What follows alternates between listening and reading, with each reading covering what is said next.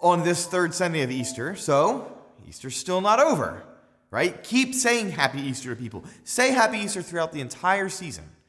But today on the third Sunday, we have the story of the road to Emmaus, a town 7 miles, the gospel says, 7 miles from Jerusalem.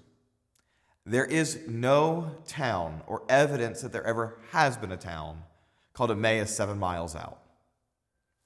So why are they going to this place that doesn't exist? Precisely because it does not exist. You see, the story of Emmaus is the story to nowhere. These two disciples of the Lord are walking to nowhere. They gave up. After the crucifixion of Jesus, they gave up.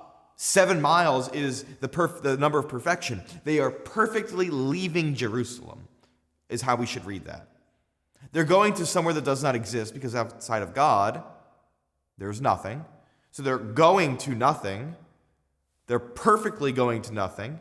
And they're leaving the city of God behind, Jerusalem, to perfectly go to this place that does not exist.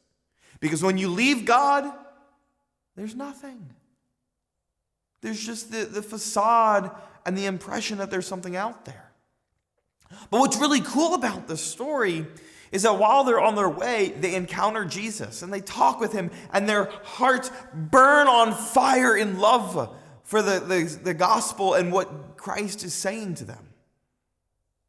And then they invite him to stay the night, and they have dinner together, and he breaks the bread. He celebrates the Eucharist. And they recognize him in that sacrament. They recognize him in the sacrament after allowing the Gospels, the Scriptures, to be open to them. If we want an increased faith, a strength of belief in the Eucharist, we must meditate on the Gospels.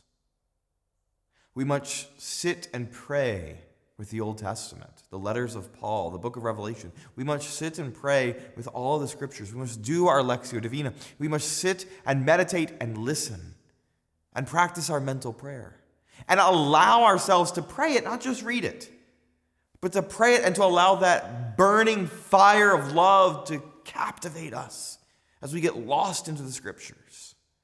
So then when we arrive at this altar, we recognize him. You know, a lot of people, they approach the Eucharist so haphazardly, swatting flies to the sign of the cross, looking the other way. But when we recognize him, that little bread, it's not little bread, but it's the God of the universe who created us. Our prayer and our Scripture will help us to see that.